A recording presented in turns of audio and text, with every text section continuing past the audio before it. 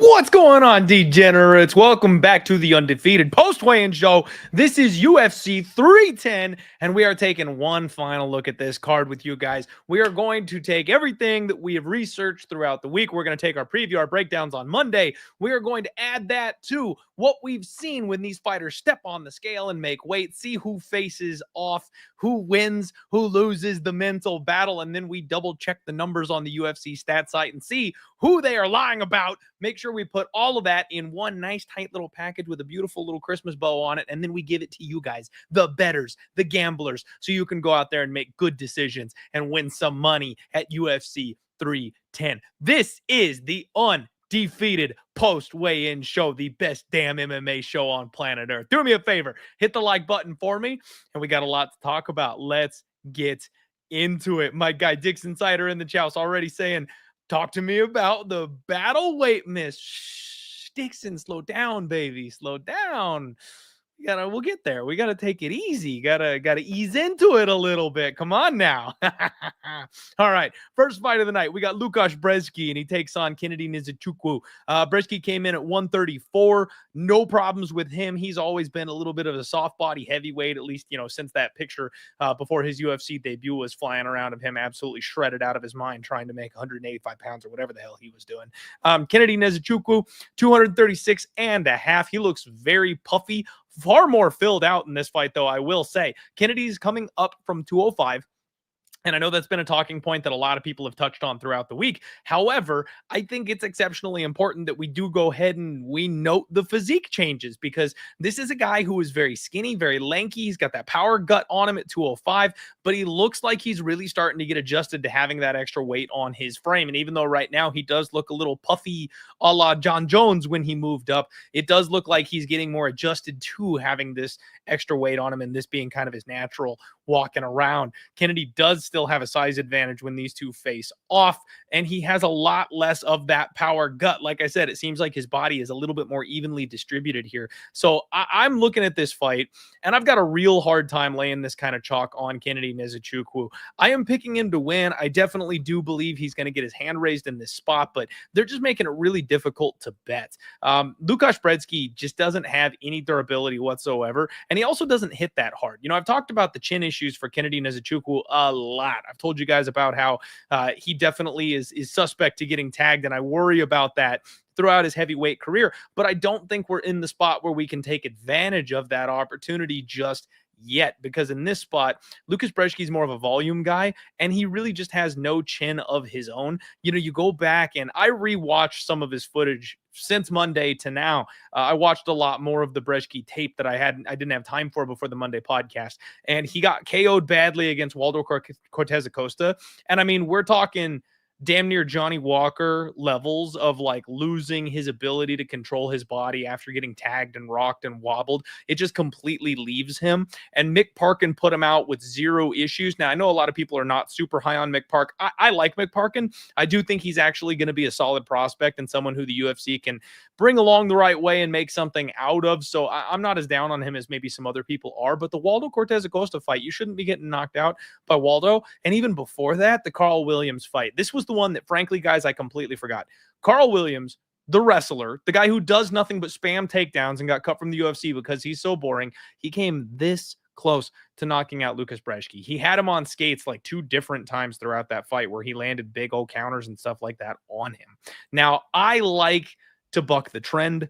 I like to look for sneaky value in, you know, other opportune areas, and Kennedy Nzechukwu by submission is plus 700. And I really wanted to make an argument for that, you guys. I really, really did. But Lucas Breski did all the right things when he was defending takedowns against Carl Williams. Carl couldn't keep him down. Carl had to just kind of mat return him and keep on re-wrestling and re-putting him down. And so he was so squirmy and hard to get a hold of. That's actually what led to him getting rocked in that fight, is that Carl Williams said, okay, fine, fuck it, and throw a big hook and like rocked him with it. And I think Kennedy's going to have kind of the same situation here because he's not a great wrestler. Even if he does look to take it to the ground, that's not his forte. And he catches people in chokes when they're in transition or when they're trying to take him down, when they're rocked and they're coming forward. And frankly, we've never seen that from Lucas Breski. He's never done that. Even when he's rocked, he still tries to throw hands and he sticks his chin way up in the air. And Kennedy has been working a lot on like his ground and pound. You see his elbows and his big step in knees, his front kicks. I think it's a KO, guys. I don't want, you know, you guys know me. I try to kind of 5-head these things and look for the windows of opportunity. But frankly, this is probably just a spot where we should be as square as possible because I think it's Kennedy Nzechukwu and I think it's Kennedy by KO. You know, the KO line is minus 150, and that's always scary, especially when a guy has the submission ability like Kennedy Nzechukwu does. The inside the distance is minus 185. I would consider paying up the extra 30 cents for the inside the distance because I could see him always defaulting to that sub if he gets in the right positioning. But frankly, I think he's going to knock out Lucas Breski because this guy can't take a punch. And even though Kennedy is coming up a weight class, it's a matter of time. Like, Kennedy's got power. He's got what it takes to touch this guy. He's got the technique. He'll have the speed. And frankly, the counter is going to be there because Lucas Breski comes forward and throws hands and has almost zero defense. So this is kind of a perfect spot. Long-winded way to say that Kennedy is probably the right side. I can't lay minus 550 on him, but if you want to take the minus 150 KO prop or you want to look at the inside the distance, I don't hate that. I don't hate that one bit. How's everybody doing? We've already got about 200 live viewers. Thank you all for being here. Do me a favor, hit that like button. Share the show out if you haven't already. Really would appreciate you guys doing that. And let's keep on moving. Clay Guida taking on my guy, Chase Hooper. We got 155 on the dot for Guida, 155.5 for Chase Hooper. Classic Clay Guida. Honestly, though, guys, he's looking a little skinny. You know, Clay Guida is 42 years old at this point in his career. He is old. I talk about wanting to try to like bet against people when they're 39, 40-ish. Once you get over that hump of 40, like, it's all downhill. And you see some of these guys, you know, they eventually start to look sickly skinny. You know, when you hit that 40-year-old age, it's just harder to keep muscle on your frame the same way you did when you were younger. Their neck starts thinning out. You know, we saw Vitor Belfort when he got off of the juice. It's that kind of a transformation when they start to really go ahead and get kind of skinny. I think Clay Guida is very near the end of his career. He's really a trooper. He's doing this way longer than anybody should, and he's got energy and he's got bounce for days, and God love him. You know I do. But I just think he's almost done. He's almost done. And that durability is going to fall off a cliff. It's been what he's been relying on for so long. It's just not going to be there anymore at this point. Chase Hooper looked fantastic. How did this kid make 145 pounds? I mean, I know he's super skinny, but my God, like, he's got no muscle. I mean, he's got no fat on him whatsoever at 155 pounds. His face is sucked out. He's extremely skinny and lanky. How did he ever cut an additional 10 pounds off this frame? I will never know because it takes takes everything he's got just to get down to 155. My God. And he's massive. These two face off. It is a huge size advantage for Chase Hooper. I mean, we absolutely have to look at the Chase Hooper side on this one. He's a 10-1 favorite. He's an 11-1 favorite, and people are rolling their eyes and saying how ridiculous, but it's just a fight. It really is. Clay Guida's only path to victory in this fight is a decision.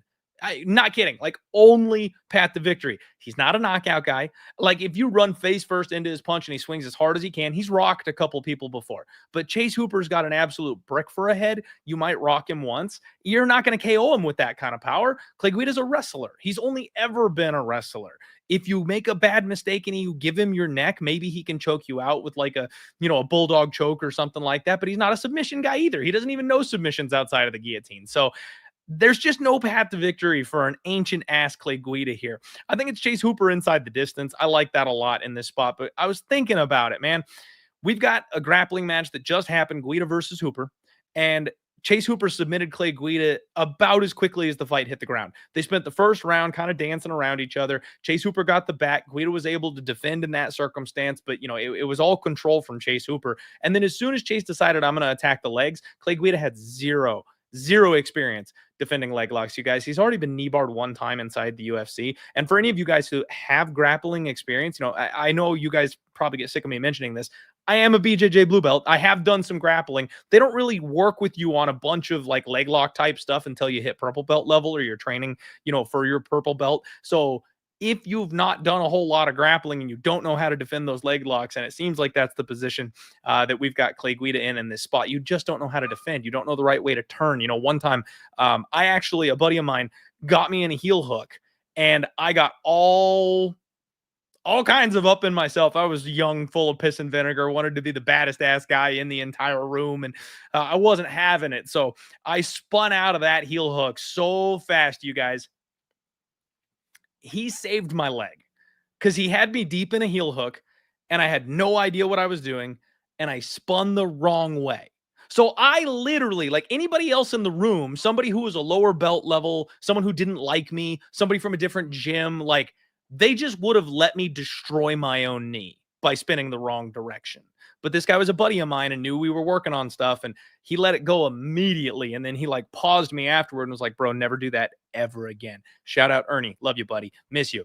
But that's the kind of thing that can happen when you're dealing with leg locks. If you don't know exactly what you're doing, you can put yourself in a worse position rather than getting yourself out or putting yourself in a good position. So I do think that Chase Hooper is going to have kind of the insta-sub opportunity once this thing hits the floor. And frankly, guys, don't count out Chase Hooper on the feet. He's been training a lot on his striking, and in his last fight, he dropped a world-class, Muay Thai kickboxer in Slava Claus. Like, he dropped him because Slava was worried about the takedown. He came in with an overhand and had enough power to sit that guy down on his ass. And once Chase Hooper gets on top of you, he doesn't have to look for a rear naked choke. He doesn't have to look for legs. This guy throws elbows. He goes to work with some of the most vicious ground and pound you have ever seen.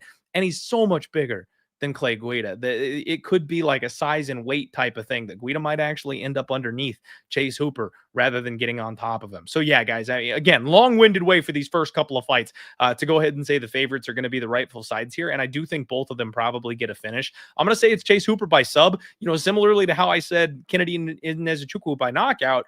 The KO is on the table for Chase Hooper. It absolutely is. I don't think that's what's going to happen, but it's on the table. So if you want to pay up a little bit extra to get the inside the distance rather than just getting the sub, I think that's probably the way to go. And I might actually do that myself. Dixon Sider says, I'm so terrified a Hooper sub is going to be the trap because it's so obvious, too obvious. And Dixon, I feel the same way, man. I really do. Because the sub already happened in a grappling contest, and that's the obvious path to victory. And honestly, like I said, that's one of the reasons why I wanted to mention Clay Guida and kind of how he's looking his age at this point. Guys get knocked out a whole lot easier when they get older. That durability and that chin, they eventually disappear. Chase Hooper could elbow this guy's head through the canvas. He could. It could happen. So be careful. That's all I'm saying. Oldie, what's up? Thank you for being here. Appreciate you tuning into the show. Let's see here. Zach asking if I'm able to post any pics from the weigh-ins. That's a great question. Actually, if I had still pictures, I probably could. The problem is I don't have any. I watch the live stream and then I go live here with you guys immediately after. You know, that's something maybe I can work on. I could probably like scrub through the YouTube video and pause it and then just have like an image sitting there so you guys can kind of see what I'm talking about. Great idea, Zach. Maybe we implement that moving forward. Return of the Max 702. Unfortunate name there. Kron Gracie Dog of the Week. Hot take. That's a hot take. That's some tinfoil cap shit right there. Michael Kessa takes on Max Griffin in the next fight. Kessa 170.5, Max Griffin 170 on the dot. Kessa looked absolutely shredded. He always does. Similarly to Chase Hooper, guys, I don't know how this guy ever made 155 pounds. He's massive. He towers over these guys at 170. And again, he's very sucked out. He's got a lot of muscle on his frame. I don't know where he got the 15 pounds to get down to weight class before. Kessa also showing his age a bit. He's got some white in the beard showing. Santa Claus coming to town this weekend. Michael Kessa. Max Griffin, he looks solid. This guy's got a massive frame. He's got huge abs. Holy crap. He gave a huge flex up there. He is in fantastic shape for a guy that is his age. Michael Kessa, decent size advantage here in this spot. Good face-off. You know, good face-off. Both these guys want to win. Both these guys intense, but definitely no ill will. Both these guys are very friendly and respectful of one another. So I like this fight a lot. I've been very tempted on Max Griffin all week. If you guys watched my Monday show, you know that. I very much like fading Michael Kessa. I've had a good run of fading Michael Kessa. I kind of feel like this is a weird little comeback thing that he's doing. I'm honestly not sure what he's doing. I bet against him in his last 3 fights, and that was easy peasy for him to lose all of those. He got a win over Tony Ferguson. Big freaking whoop, dude. Like, he's acting like he's back and he's the next big thing again after getting a win over dust version of Tony Ferguson. I am buying. Max Griffin at 39 years old seems like he's hungrier, seems like he's in a better place in his life, he's in a better direction in his career. Yeah, he's won a couple of fights by split decision, which that always makes you worry a little bit that he's fighting closely with guys, especially guys that are maybe a little bit lower level. But at the same time, he's out there putting the work in. He's doing everything that he can. He's trying to knock people out and hurt people. He's got solid takedown defense. He's got a good get-up game. He's never been submitted. So the only issue that I have with this, and the reason I've been kind of hesitating here, is I did go ahead and run back some of the footage here on Michael Kessa, you guys. The fight that he had with Vicente Luque, he was running scared that entire fight. He wanted nothing to do with Vicente Luque. He stayed on the outside. It was all footwork, all running away, didn't do a damn thing. And then when they finally did engage, Michael Kessa sliced through Vicente Luque like butter. I mean, got the takedown, got on top of him, got to the back, set him up in a couple different submission opportunities. I mean, the way Michael Kessa gets to the back on these guys is masterful. It really is something incredible, the way he pulls that off. And frankly, I don't think many people survive that position that Vicente Luque was in. If you're not a high-level BJJ black belt and know exactly what the hell you're doing, you probably don't come out the other side of that attack, because he had 3 rear naked chokes on. He had 1 face crank in. He damn near had a twister. He had a setup for an armbar and a triangle. Vicente Luque just did exactly the right thing in those scrambles to go ahead and escape those positions. And I was watching back some of Max Griffin's tape. And frankly, when he was fighting Tim Means, one of the things I said on the Monday show, if you guys recall, is Tim Means got a couple takedowns at the very end of the fight. We're talking the very end of round 3. He caught Max Griffin off guard. They didn't matter. They didn't mean anything. Max Griffin got his back to the fence and got up immediately afterwards. So I kind of brushed those away and is not really mattering. But there's a couple transitions there where Max leaves his head down. There's a couple transitions where Max leaves his arm in the wrong position. Tim Means almost had him wrapped up in a Darce choke, but was just too tired, not quite good enough to get those. Those are the kinds of things that Michael Kessa will grab. And if Max is not backing Michael Kessa off with his hands, and I mean really backing him off with his hands early, Kessa's gonna get into a clinch situation with him. And Max will have a very, very hard time handling the physicality and the back take. So I wanted Max Griffin. I said I felt like he was the right side. This number has gone all the way down, and now it's flipped. And now Max Griffin is a solid, decent-sized underdog, plus 110 from being a minus 160-ish favorite at open. And I'm still sitting here staring at it like, damn, dude, like, I've seen why people are betting Kessa. Initially, I really only found reasons to back Max Griffin.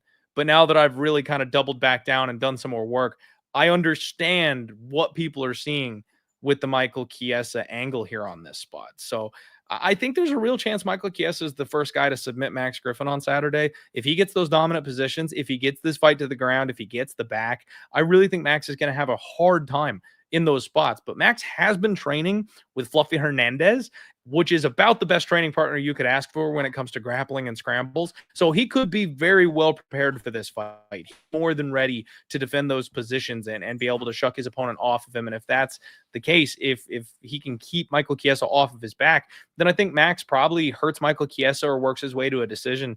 I just don't know if he's going to have the firepower to back Chiesa off the way a guy like Vicente Luque did, because Max hits decently hard, but he doesn't really knock people out at this level. So he could be a deterrent, but I'm not sure he's going to hurt him to the point that it's going to end up being a KO. So I've become very, very wishy-washy after doing some extra work on this fight, you guys. I just want to make you aware of what's happened. The other thing, I did the Sharp Action report with my guy Andrew. That is on the live tab right here on Home of Fight. If you guys want to go back and listen through that, you'll find out where all the sharp and public notable action is for this fight card. It's a great watch. But the main one that he did let me know, they have a very, very sharp customer who came in and bet on Michael Chiesa. And then there's one other later on in the fight that I can mention as well that I find is interesting. But it has been notable sharp action that has swung this fight from being Michael Chiesa underdog to Michael Chiesa favorite. So just a heads up.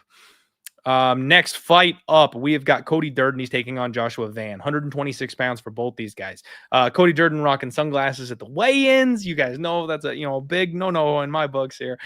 His eyes were probably bloodshot. He's probably sucked out, but he always is. He's a little scruffy looking dude. I love Cody Durden. Joshua Van, no problem. No issues whatsoever from him. Look good on the scales, always does. He's a bit on the smaller side, so he's one of these Frankie Edgar types, right? If you remember those days, he doesn't really cut a ton of weight, so he always looks very comfortable and secure. Good face-off from these guys. Both guys are cocky. Both guys are talking to each other. Both guys are jawing. You've got Cody Durden with a decent little height advantage here in this spot. But the big thing for me, you guys, the big thing for me is Cody Durden tried to punk my guy Josh Van. All right. You guys know I've made almost a game out of betting against Cody Durden every time he fights. I was this close to betting Josh Van. I mean, frankly, I probably should have because he was about a minus 145 favorite. He's sitting about minus 170 in some places now. So the money is starting to roll in here on Josh Van. I probably shouldn't have hesitated and I should have pulled the trigger. But we'll see. I might end up still ending up here on the Van side. I'm almost wondering if maybe this is a live bet situation. But to get back to what I was saying, Cody Durden tried to punk Josh Van. And that's kind of a new angle I've been working with recently, you guys. There's been a couple of fights recently where somebody's a little out of their element. It's the Bilal and Leon Edwards fight where, someone tries to pump fake you and, get in your face and make you flinch. And when the guy who just stone colds you, like you try to punk them like that and they lock eyes and they just never budge. They're staring into your soul while you're trying to make them flinch. That bully mentality, so far, the guys that have not flinched, they're 2-0 since I started paying attention to this. So I'm watching closely. This is an angle that I'm developing that means absolutely nothing, obviously, but we've got a 2-0 run here. When people get punked and they don't flinch and they stare into the soul of their opponent, those guys win the fight. So I'm looking at the Cody Durden side here. I'm sorry, I'm looking at the Josh Van side here. I've been looking at the Josh Van side, and that's something that I might end up jumping in on in this fight. I don't know if I want to wait and try to live bet it because I do expect Cody Durden to come out hot. We know Josh Van starts a little slow, so we probably get, a pick 'em price tag or maybe slight dog money after Van drops that first round because he more than likely will drop that first round. But then it's going to come down to round 2, round 3. Now, Cody Durden has already declared a round 2 submission victory. He is a BJJ black belt. We know there's a big discrepancy with the grappling of these two guys. Cody Durden, a big-time wrestler, great pace, and high-level BJJ grappler. Josh Van started MMA 4 years ago, so he doesn't have anywhere near the grappling chops. But what he does have is fast hands, combinations, and body work. And we know that Cody Durden fades. We know that Cody Durden is coming off of a really bad knockout loss, you guys. You go back and rewatch that Bruno Silva KO. It's nasty. The uppercut that was landed was phenomenal. And then the follow-up shots, like Cody didn't know where he was for a couple minutes after that KO. So I'm a little bit worried about the durability. I'm a little bit worried about the chin. And then I also just like the cardio of Josh Van, the youth of Josh Van. If he can defend some of these situations grappling, and if Cody Durden comes in over aggressive the way he usually is, I think Josh Van is going to catch him with some stuff. And especially if Josh Van starts going to the body, he just folds people over with his body shots. Like, he knows exactly what he's doing, digging to the body, especially with that left hand. So I kind of think Cody Durden is in for a rough night if he doesn't get this kid out of there. And maybe a live bet is the potential best way to go. But I'm picking Josh Van. Yeah, Mushroom, the no flinch angle. That's what we're going with from now on. Small World Lifter says Durden the best dog on the card. Van is a kid. Hey, you know what? I mean, I respect it. I know a lot of smart people that are on the Cody Durden side, and I totally get it. But Van being a kid doesn't bother me whatsoever. We've seen a lot of really young bucks in MMA come up and do just fine. Yeah, it's a young man's game. It is what it is. Haunter, I go for it, dude. Go for it. He subbed out his last opponent, who was a much higher level grappler, and I was impressed by that. I thought Durden was going to win that fight by KO, and he ended up snatching a neck instead of continuing to pound on the chin of Matt Schnell like I thought he was going to. So he definitely has submission in mind, and frankly, it's a good game plan against a kid that doesn't have the grappling chops that he does. So more power to you. Good luck. Next fight up, Eric Anders and Chris Weidman. We've got a catch weight here for this one, which frankly I didn't realize until just now, you guys, but it makes sense. These two were booked a couple weeks ago. Eric Anders got food poisoning, so they're going to go ahead and rebook it here. We have, I believe, a 195-pound catch weight. Eric Anders came in at 193. Chris Weidman, 194.5. And for some reason, those words don't work well in my mouth one after the other. Cody Durden. Eric Anders, he didn't look good, you guys. Now, both these dudes cut a lot of weight. For 185 pounders, they cut a lot of weight. They're both big guys. Chris Weidman and Eric Anders have both tried their hand up at 205 before. These are big boys. So it makes sense on a short turnaround that they're going to do a catch weight. But Anders had like his eyes half shut. His body language wasn't good. He looked wiped. He looked exhausted. He didn't look like he wanted to be there. That worries me. That's, we're going to switch hats here. That's getting tinfoil cap on that one, you guys. And Chris Weidman, he looked rough as well. I can't even say that like Eric Anders looked like shit and then Chris Weidman looked fantastic or something like that. He looked bad too. This quick turnaround for both these guys, I think is going to be a bit of a problem. I initially wanted Eric Anders, you guys. I initially wanted Eric Anders in this spot, and I think I'm just going to pass. Because I really what we've got is two old ass dudes that are both falling apart, and you're betting on which one's falling apart faster. I kind of feel like Eric Anders was the better athlete. He hits a little harder. He's a little physically stronger. Chris Weidman, obviously, the more skilled fighter, the higher level pedigree, the better resume, but he's older and he's a little more broken and he's a little chinnier. But Eric Anders is coming off of, drug abuse. And really, so I will be completely honest with you guys. I think I kind of messed up on this angle here because on Monday and the first time I broke down this fight, I kind of made a big deal about how Eric Anders had gotten clean. And don't get me wrong, very happy for the guy. That's awesome for him. And it's best that he did that.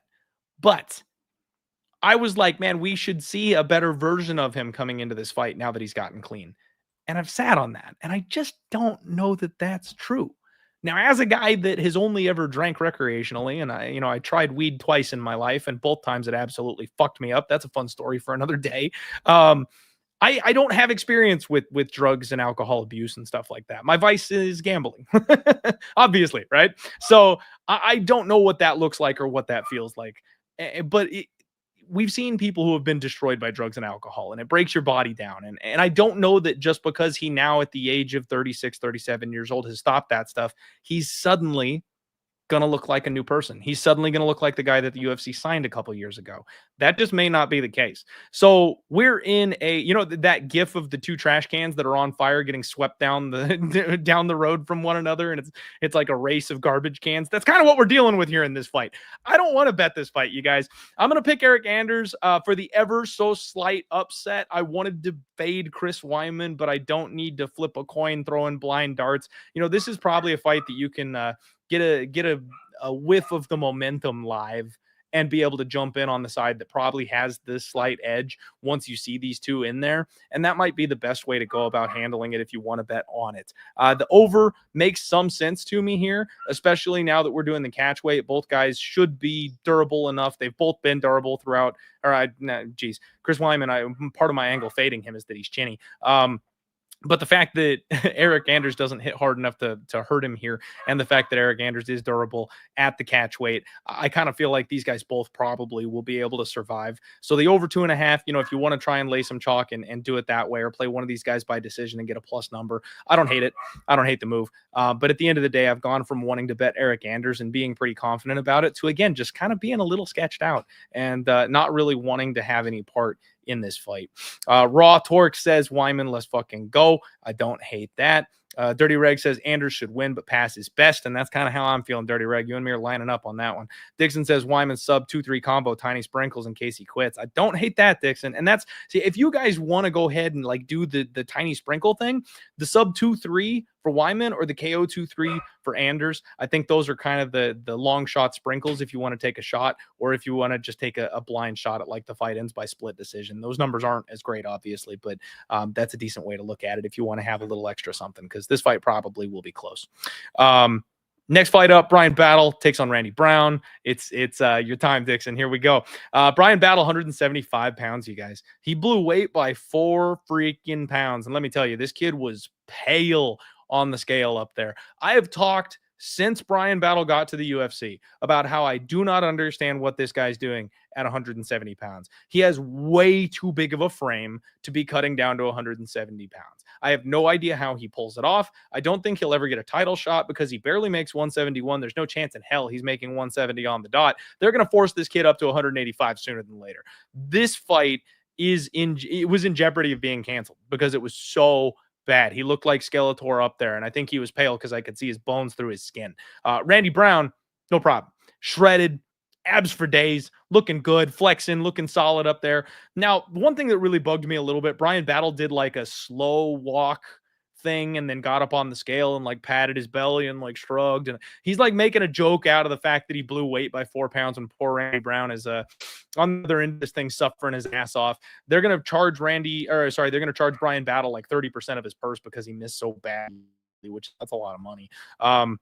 But I'm not a fan of the guys that kind of make light of the situation when they blow weight, especially that badly. I mean, shit happens, you know what I mean? But don't be a dick about it. Like, Randy Brown does have a height advantage, and that's something that surprised me a little bit. Randy Brown has a height advantage over absolutely everybody, but so does Brian Battle. Brian Battle's a guy that is just massive for this weight class, so I was curious when he went up against a fellow giant whether or not he'd size up well with him, and Randy Brown still has that height advantage. Now, I believe when you go by the numbers that Brian Battle actually has like a 1-inch reach advantage, or they've got the same reach. I got to go back and double check my numbers, so don't quote me on that, but it's going to be a decent size parity type of situation here.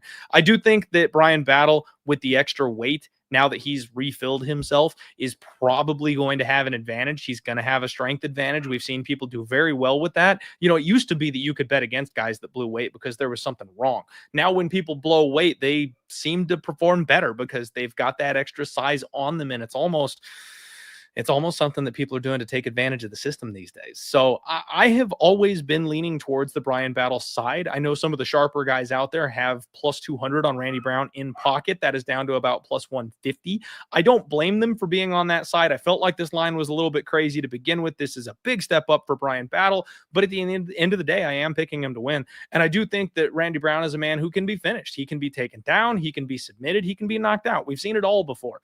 Brian Battle, unproven, big step up in competition.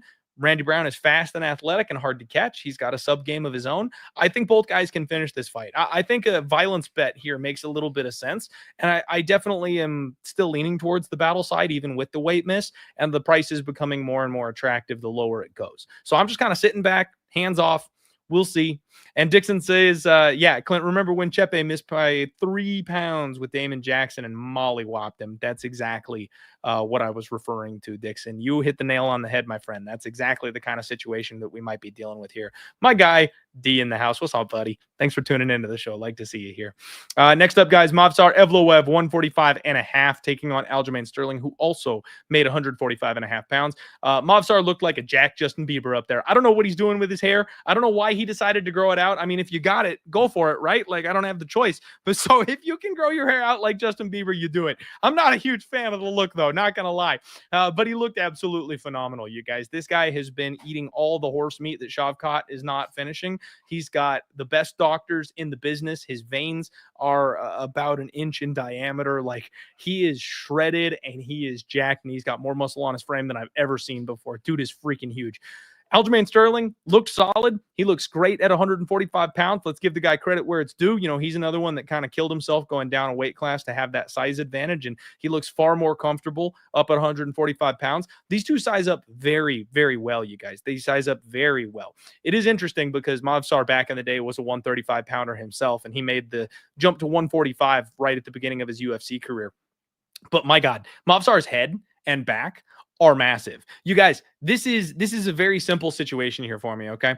Aljamain Sterling has the most fraudulent title run of all UFC champions, of all of them. It's completely fraudulent, okay? Like, there's no arguing that. I can break that down in another video for you some other day, but we don't have time for that right now. He is not the dominant champion that he looks like on paper. Now, up at 145 pounds, he will not have the size bully advantage that he had at 135 pounds. That really was something he was able to squeeze by on. So now that he's not going to be able to bully these people around the cage the same way, especially somebody like Movsar, who's got the grappling chops to hang with him, I don't think he's going to be as successful as people are expecting him to be. This is a wonderful spot, in my opinion, for Movsar Evloev. I absolutely love this guy in this spot.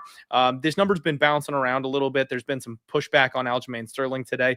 Movsar's been anywhere from minus 230 to minus 260, somewhere in that ballpark, and it's kind of been fluctuating. Lots of people coming in on the Aljo side, and frankly, you guys, I think you're being sold wolf tickets on the Aljo side. He's not going to be able to strike with this guy. Evloev's got better boxing and better hands than people give him credit for. And go back and rewatch the Dan Ige fight, round one. Round one, Dan Ige is on his stool and his face is busted up and bloody, and they're repairing cuts under his eyes. I mean, like, this guy, who is nothing but a grappler, supposedly, was breaking the face of Dan Ige in one round. So I don't think Aljamain is going to enjoy being cracked by the type of hands that this guy's got, especially if he gets a couple of takedowns stuffed, especially if this guy gets on top of Aljo. If Aljo ends up having to play off of his back or something like that for the first time in 12 years because someone actually took him down, what is that going to look like? I like Evloev. I'm deciding how I want to attack this. He could have been a max bet. He could have been an anchor. You know, I'm in a spot where I desperately need a win to end the year. So I'm trying to be strategic about how I attack this spot. The Movsar Evloev by KO number went up a little bit, which I find a little suspicious, but it was plus 450 earlier in the week. It is plus 550 now, and I think I might have to just show these non-believers what's up. I think Evloev by KO is completely live, you guys. I was complaining about this on Monday because this should really be like an 8-1, 9-1 type of number. Evloev has not knocked out anybody. He's a decision machine. So you shouldn't be getting like a 4-1, 3-1 type of price tag on this prop. It should be much, much larger. So at plus 550, I'm now a little bit more interested in it. The reality is Movsar Evloev by decision is probably the most likely outcome, but we have seen Aljamain Sterling knocked out before. We have seen Aljamain Sterling have gas tank issues, get tired, fold up shop, and quit. And I think especially against a bigger, stronger, more jacked wrestler type who can beat him in scrambles and take away those safe spaces where he can recover and catch his breath, I think that's the opportunity you have to maybe actually finish this guy again. So both guys looking to make a statement. Aljamain Sterling, a bit of a chip on his shoulder because he's on the undercard. Movsar looking to not be the decision-only guy. I think there's maybe some surprising violence in this fight that people are not quite expecting to be a possibility. So Movsar Evloev on the money line every which way until Sunday. I'm going to find a way to play it more often than once. And then Movsar Evloev by KO for just a little bit of a sprinkle is the look. Next fight up, we got to rush through these last couple of ones, you guys. Themba Gorimbo and Vicente Luque. Themba 171, Vicente Luque 170 and a half. Themba looked very good. Big old smile on that guy. Love his attitude. No problems there. Vicente Luque looked very relaxed. No issues for him either. He's a veteran of the sport at this point. He just kind of does his own thing. Themba at the ceremonial weigh-ins painted Africa on his chest. That was a nice touch. You love to see. It was funny. He brought his flag with him, and he got upset because he couldn't get it to like straighten out behind him, so he got pissed off and he ended up like chucking it, and Dana picked it up and like gave it back to his corner for him. It was hilarious. Vicente Luque, though, I will tell you guys, This man is on a mission. He's got some fire in his eyes. He walked up to the stage stomping on those steps like they had insulted his mother. This man was, every single step looked like he was angry at the floor. They size up really well. I thought Themba was going to have a decent size advantage here in this spot, and he is bigger. He is bigger. Don't get me wrong, but it's not the size advantage that I had built up in my head. I thought he was going to be much, much larger than Vicente Luque in this spot. And when they did face off, Themba's a nice guy. He's a respectful guy. He wants to like his opponents and, always doing his best to shake hands and make sure he's making nice with people. Luque wasn't having it, you guys. Luque was giving him the dirty look. Luque was staring into this man's soul, and Themba kind of got a little taken off guard by it, I think, because he thought it was going to be a little more casual up there. But guys, so early in the week, first glance, I looked at this thing and I went, this is such a massive step up in competition that I think Luque is the side. And then I kind of got cold feet, and I'm like, the UFC likes Themba. The UFC is pushing Themba. Themba is absolutely massive. He can just kind of wet blanket people. And so I've been kind of zigzagging back and forth and not quite really sure what I want to do. Again, I will tell you guys, watch the Sharp Action Report. There's a ton of information there. Vicente Luque got hit by the same sharp better over there at Superbook Sports twice. So he hit the number that he wanted, and the market went down because they respected that action. Money came back the other way, and when it slowly trickled back up to the right number, this guy came back and he put more money on it. So the double up from a very sharp winning better over at Superbook Sports, which is one of the most sharp establishments out there, that speaks volumes to which side the sharp action really is on, or the respected action that the bookies want to be with.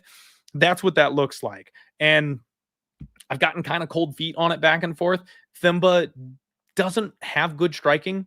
He's got explosive power if he uncorks one and catches you, and I worry about the brain bleed from Vicente Luque. I worry about the way Vicente Luque folded up shop against Joaquin Buckley. But watch the difference between Themba and Joaquin Buckley. Themba walks backwards and tries to avoid the fight and sticks jabs and long, lanky kicks out there and tries to keep you away from touching him until he can clinch up with you and take you down. Buckley is a guy you can't catch. Buckley is zigging in and out and landing three-piece combos, and then suddenly he's gone before you can counter. He's so fast and he's so explosive. Those are night and day. They're both black guys, okay? But they're night and day differences the way they fight. You can't say they're even close to being the same guy. So I'm not expecting Themba to go out there and suddenly rope-a-dope and zig and zag on Vicente Luque.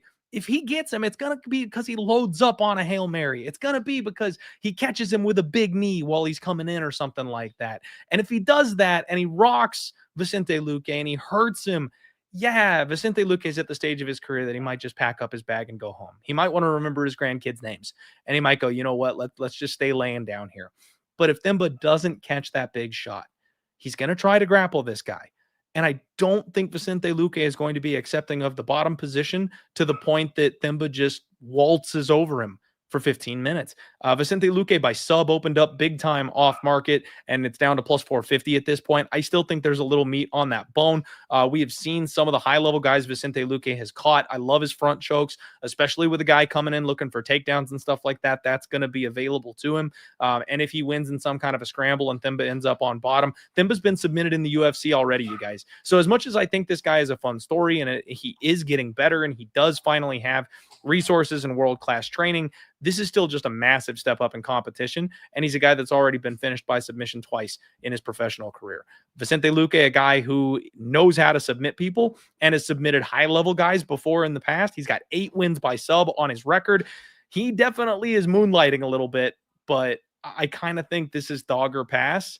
And I've gone from Luque first read to, oh man, maybe we just go with the physicality of Themba to back to, you know what, I think I was right the first time.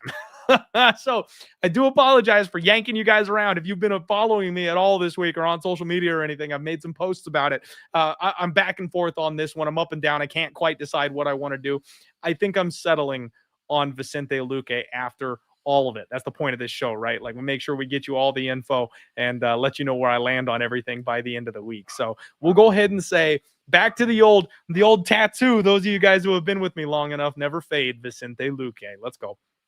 Anthony Smith takes on Dominic Reyes in the next fight. And this one's wild, man. Dominic Reyes makes 205, Smith 205 and a half. Reyes had kind of a blank stare. This dude's got weird, huge arms. Okay. I'm not trying to body shame anybody. You guys, I'm not a UFC fighter. I can't roll up my shirt here and show my six pack off. I'm not trying to mess with anybody. But Dominic Reyes has the weirdest physique in the UFC. This guy has the longest torso, and he's got so much muscle on him. Like when he flexes, it's like, fuck, dude. But when he's just standing there, he's like Gumby if you put like the stretchy man muscle arms on him instead. Like he's so awkward looking with the way he's put together, man. But Anthony Smith, this guy missed on his first attempt. He missed weight by about 2 pounds. And then he actually somehow looked better on his second try. That was weird. That was weird. Because usually when people miss weight, they take the time to go back in the sauna, they run around the block, whatever it is, they lose a couple extra pounds, and then they come back, they look worse. You just sweated off 2-3 pounds in a very short amount of time. But he looked better. He looked more intense. He looked like he was more focused. He looked refreshed, gave a big old flex and a smile. Like, it was weird. Dom decently larger when these two face off. Good stare down. Anthony Smith was intense. This guy was getting in close on him. He was staring dangerous at him. This fight is weird all over the place, you guys. I want to say Dominic Reyes, but the other thing is, like, Anthony Smith was talking about, like, he's not even thinking about what comes after this fight. He wants to go out there and have fun. And it's like missing weight, looking soft. Like those are like retirement type quotes. Those are the near is end, the end is near type of quotes. And I don't like it. However, Dominic Reyes might be just as shot as Anthony Smith. This guy's got no chin. He knocked out a guy he had a huge size advantage over, a guy that was pressuring him well. And Dustin Jacoby, frankly, is chinny himself these days. He's also older and kind of shop-worn. So the fact that Dom Reyes was able to land one big shot to back Dustin off, and then he was able to capitalize on that, and Dustin just kind of never recovered, that doesn't mean jack shit to me. I don't know that he's going to be able to do that in this spot. Anthony Smith has been very well known for taking an absolute beating and then just being able to kind of come back and wear his opponents down. I don't think that Dominic has that in him. We've seen him be the nail before, and he cracks. These days he cracks. You know, when he fought John Jones, he was a good nail. Years removed from that, now when he starts getting beat on, he folds up and his chin can't take it. So I actually just kind of like violence in this fight. You know, the over 1.5 is -166, but I kind of like the fight doesn't go the distance. That's a -225, -250, depending on where you're shopping at it. This fight could theoretically go over, but I really feel like Dominic Reyes is going to try to go out there and slug it out with a guy he's got a striking advantage over. And then once one of these guys gets hurt, I think we're going to just be off to the races. You know what I mean? Anthony Smith fights are notoriously difficult to handicap, because this guy, you just never know what he's going to do. He could end up on his back and hang on for dear life, take no damage, and lose a decision. He could jump on somebody's neck and choke him out in the first round.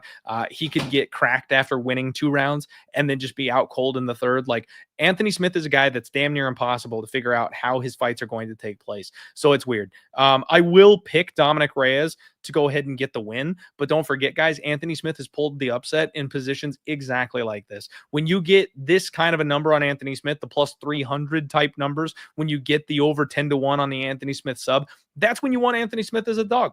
That's exactly the time that you pull the trigger on Anthony Smith, when he's fighting somebody who's an untrustworthy opponent. Again, I like violence, but shop-worn 34-year-old Dominic Reyes, not the guy I want to lay 4-1 on. Just, that's me. You know, you guys, good luck. Do what you want to do. Duho Choi and Nate Landwehr up next.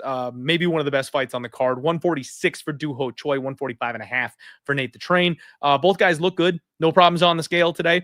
Choi, a bit larger than I thought. I will go ahead and say that. Nate Landwehr is a guy that I've kind of pegged as being one of these slightly larger guys. Choi, Asian, usually they tend to be a little smaller for their weight classes, just typically speaking. So a little surprised that Duho Choi was the larger framed person here. And that, I think, is interesting. I kind of think that Duho Choi is going to have the opportunity to finish Nate Landwehr early. But if he doesn't get the knockout blow and this thing turns into a brawl, I think Nate's going to melt him. We've seen Duho Choi struggle on the ground. We've seen Duho Choi struggle in gunfights, and that's all Nate the Train does. This guy's going to come forward. He's going to try to hurt you. He's going to mix in the grappling. He's going to try to wear you out. He's going to try and get in your face and never leave you alone. And if he does that, I don't know that Duho Choi is going to be able to keep up with him. You know, he's 33 years old now. He took a break. He kind of hit the reset button. He looked better against Bill Algeo, and we know he's got power. So if he can catch Nate Landwehr in one of these exchanges here, I do think Choi is more than capable of knocking out Nate the Train. But if he doesn't just put him out clean, all of a sudden this fight gets extremely sketchy. It's not one that I have too much interest in putting my money behind, quite frankly. This is a fireball and popcorn fight on the good side of things. I want to grab a drink. I want to grab a snack. I want to sit back. I want to watch these guys beat the shit out of each other. I think under is probably the way to go on this one. I do think somebody's probably going to be get finished. All right. Muhammad says, Clinton's gross to say about Reyes, but I am confident in him. Yeah, I get that. I do. I kind of get that, dude. It's Anthony Smith, you know. It's kind of the way it rolls. Small World Lifter says, I like Choi, but I do think the fight is volatile. What's going on, Blom Dog? Thank you for joining the show.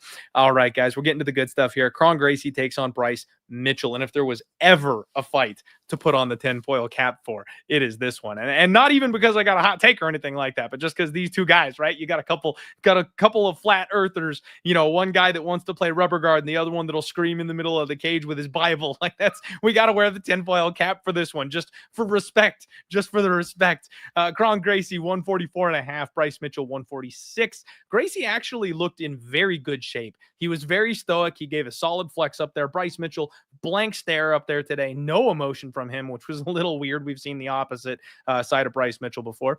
Bryce Mitchell does have a size advantage when these two face off.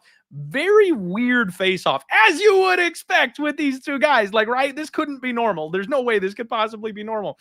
Gracie puts like his fist on the chin of Bryce Mitchell. And Bryce doesn't even like get upset or like try to move it or like try to get his head away from it. He just like sits there with this dude's fist like right into his face.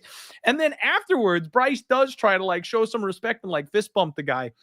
And Kron punches him in the gut. Like, instead of bumping the fist, he like goes past and like punches him right in the abs. And he's like just taking any little opportunity to be a dick here. Oh man. I don't know what to make of this fight, you guys. If there was ever a fighter that you don't want to lay 10-1 on, it's Bryce Mitchell, especially coming off of what is essentially a life-altering KO. Now, I don't think Bryce had a whole lot going on in his head prior to getting knocked out by Josh Emmett, but he's definitely got less going on up there after that KO. And I know it was like a full year ago at this point that happened, but that's something you never fully recover from, man. That could be a career ending type of knockout. And I've said it before, this guy's training in a barn. Like, he's not training with high-level coaches. He doesn't have high-level partners. Like, this guy's just rolling around in the hay out in his backyard with a couple of guys and lifting horses. Like, so I don't know how much better he's going to be at anything. We know Bryce Mitchell can grapple. We know he's got a pace on him. He likes to push that pace and he can take people down. He's got wins over guys like Edson Barboza and Dan Ige just because he sticks to you like absolute glue. But let's not forget, back in the day, he lost by submission to Brad Katona on The Ultimate Fighter. He's fighting a Gracie now, a legitimate Gracie. Now, Gracie is less trustworthy than Bryce Mitchell is. He's 36 years old. He doesn't know how to strike, and he's only got 7 professional MMA fights, right? Like, but they tried to fast track this guy. They really tried to make him into something in a hurry.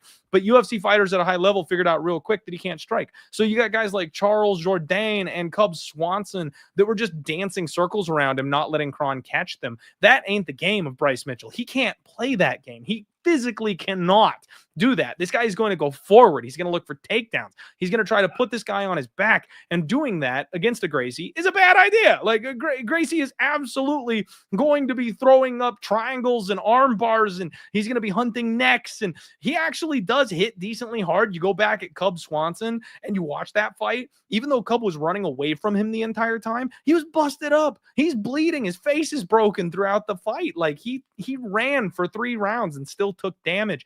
Guys, believe it or not, I said there wasn't a hot take, but there is a hot take. I think Gracie is way more live in this fight than anybody's giving him credit for. I think Bryce Mitchell can submit Gracie just by being the bigger, stronger, more physical, real MMA fighter, the wrestler, the guy who's got the ability to get on top in these scrambles. But at the end of the day, this is a fist fight. And if Bryce gets clipped the wrong way after the way he got knocked out in his last fight, I don't know that he can take that damage anymore. I don't know that he can take a punch from a guy like Kron Gracie. And then when they do get into these scrambles, Kron Gracie is the best grappler at this level that he's faced. I wouldn't be shocked at all if Kron Gracie was able to snatch something in some kind of a transition. I think violence in this fight does make some sense. It looks like a foregone conclusion. Bryce Mitchell by decision is like minus 200. I actually think one of these guys might finish. I'm not sure what I'm doing on this fight just yet. Fight ends by sub is plus 300, and I don't think that's a half bad look because I think both guys are fully capable of submitting the other in this fight, and I think both of them are really looking to go out there and make some kind of a statement one way or the other. So I kind of feel like this fight probably ends inside the distance one way or the other. The 40-1 KO prop that they're dangling on Kron Gracie, you guys, I might just have to, like, just for the shits and giggles, just for the memes, I might have to take a flyer on Kron Gracie by KO at 40-1 because that number is absolutely insane coming off of getting your face melted by Josh Emmett. I'm going to pick, like, for the sake of, hey, it's just on paper, I'll pick the 10-1 guy, right? Like, if anybody's tracking my picks and who I say is winning the fight, I'll pick Thug Nasty. But guys, this is a betting show. You can't bet minus 1,000 Thug Nasty. Not a chance. Cyril Gane and Alexander Volkov, 245.5. 254.5. So Volkov a little bit lighter than he usually is. Cyril Gane absolutely jacked. My God. Huge smile on that man, looking good. Volkov flowing locks. I love haircut Volkov. His aura is fantastic. He's looking thick up there too. Big size advantage for Alexander Volkov. Not that that matters because this is a rematch and Cyril Gane won the first fight. So it's hard to look at this and just be like, oh damn, like Volkov's so big, he's gonna do it. Nah, well, I mean, he was big last time too. So I know a lot of people taking the shot on Volkov, and I kind of liked like the plus 3.5 on DraftKings, the spread bet on Volkov. If this thing goes to another decision the way Cyril Gane tends to, Volkov probably can win one round. I like that Volkov's been more active recently. I don't like that Cyril Gane's been off making movies recently. But at the same time, I think Cyril Gane's got an athleticism that is something Volkov just can't handle. And that's it. Like Volkov may have been more active recently, but he's also getting older. Cyril Gane is younger, and he's got a different level of athleticism. I think Volkov's going to have a hard time finding him in there. And even if this fight is closer and more competitive, which I expect it to be, I still think Cyril Gane is probably the guy that's going to get his hand raised. I don't like minus 400, but at the end of the day, it is what it is. This is where we are. Favorites win, and their prices are inflated because they've been winning all year. So I am going to pick Cyril Gane to go ahead and win this fight. But I love Volkov. He's my favorite Russian. I'll be rooting for the guy. I hope he can comb his hair in the octagon for a victory, but I don't think it's going to happen. Ian Machado, Garry, and Shavkat Rakhmonov, 171 apiece. You guys, Shavkat's got an absolutely huge head. You didn't know that hiding under that that traditional fur skin that he's got on his head. You had no idea the head was massive under there until he faced off with Ian Garry. And the guy's got the smallest head on the card. Pale Ian Machado, Garry, skinny, no issues. You know, he's a big lanky guy for this weight class. And it was funny when they went in for the actual face-off, Shavkat got disrespectful. Shavkat went like forehead to forehead with Ian Machado, Garry, and Ian Garry was like smiling and laughing and going with it. But then Shavkat tried to like bully his ass and like push into him, and Garry pushed back. He like got the angle and shoved on back, and this is going to be intense, you guys. Shavkat Rakhmonov is not to be messed with, but I did go ahead and make Ian Machado Garry my dog of the week. I think this line is inflated. You know, these guys have essentially identical resumes. They're almost the same exact size. Yes, Shavkat is a finisher, but Ian Machado Garry is more of a tactician, and I think this fight is going to play out a lot closer than what this line would suggest. I've got Ian Garry at plus 300. That's my dog of the week. And I do have the over 2.5. I think this fight's going to go longer than people expect. Yes, maybe Shavkat really is just the boogeyman. Maybe he is just the monster under the bed and he takes Ian Garry out and puts him through the wood chipper and this thing is over early. But I kind of don't see that happening. I think Ian Garry is going to do a good job of using the big octagon, leg kicking, jabbing, keeping the distance, making sure to stay out of the grappling situations. The guy is training with Charles Oliveira. He's out there at Shoot the Box these days. So they're really kind of taking him under his wing. I think he's going to show better in this fight than people are expecting. There's a lot of hate for Ian Garry because of his wife, because of the gimmick, because of the way he talks. He won a very close decision last fight that was very controversial. People always hate people for that. And plus the fact that Shavkat's just finishing everybody instead of winning decisions. That's why we're paying the price tag that it is. So I'm picking Ian Machado Garry for the upset, but the bet I like the most is the over 2.5. I hope you guys got on that early. Do some shopping around. The over 2.5 is getting close to minus 200 in some places. You can find it for cheaper than that, but I like the over. I think this fight goes a whole lot longer.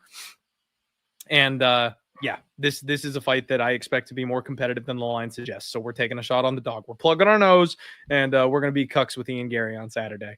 Main event, you guys. Alexandre Pantoja takes on Kai Asakura. We've got 124.5 for both your fighters here in this spot. Alexandre Pantoja joined the bald gang. You know he got serious because he shaved those luscious locks off. He looked shredded up there today. He looked intense. He looked fantastic. And then his opponent, Kai, looked sucked out. My God, this guy looked gaunt. He looked skinny, like sickly thin. And he just kind of like, he's got like scoliosis and like hunches off like Slender Man after he weighs in because he is so sucked out. What's crazy though, is he filled up like a freaking balloon. This guy put 11 pounds back on in the matter of hours after that. And when they face off, he looked healthy. He looked well-muscled. He looked big. He reminds me of like Edson Barboza. The way that guy gets sucked out and looks like he's going to die and then comes back and looks bigger than his opponent on fight night. That's what Kai reminds me of. Pantoja, extremely intense, damn near to the point of being upset on this one. It's kind of weird. He looks like he's being disrespected. When the UFC flew this guy in from Japan to fight him, he seems to have taken that personally for some reason. I don't get it. But Kai is also playing like the Joker villain almost, like smiling at Pantoja, getting him riled up, laughing at him, getting in his face. This fight is going to be fantastic, you guys. This fight's going to be great. I actually like violence. I like an under here in this spot because I fully expect there to be a grappling advantage. Oh, Bo has an opinion on the side here. We're gonna have a grappling advantage here for Alexandre Pantoja. Pantoja also is not afraid to trade in the pocket. The dude can crack. And he's going to be facing one of the biggest fighters he's fought in a long, long time. And this guy hits harder than anybody. He's already got knockout wins over some of Pantoja's like training partners and stuff like that. So this is a very real, legitimate threat. And I've talked about how Pantoja can be had. He can be rocked. He can be cracked. I bet Ursig based on that. And Ursig had him hurt a couple different times. Pantoja's been very, very active. Lots of fights. Sometimes that's a good thing. Sometimes that wears you down. So I think both guys can finish this fight. Alexandre Pantoja by submission is going to be the official pick on this one. I do think he puts the ground game to work, and when he's able to wear out his opponent or survive a bigger shot or two, adrenaline dump, whatever, I think he'll catch him in a submission of some kind. But frankly, I think there's going to be a couple of scary moments, and I think Kai's going to land some big shots on Alexandre Pantoja, and I think Kai by knockout at plus 350, if that's the side you like, is a great way to look at this. The under 2.5 is minus 105 now, you guys, so some money is coming in on this under. It's juiced to the over still, but it was like plus money earlier in the week. And like I mentioned, fight doesn't go the distance is like minus 250, minus 280. I think that's a solid parlay piece because frankly, we don't know that Kai is UFC level at this point. He could just be a size bully. And if that's the case, Pantoja will dice this guy. If this guy's legitimate, which I think he is, he could crack Pantoja harder than anybody ever has and put him away as well. There's finish opportunity on both sides in a big way. So I like violence in your main event of the evening. That, ladies and gentlemen, is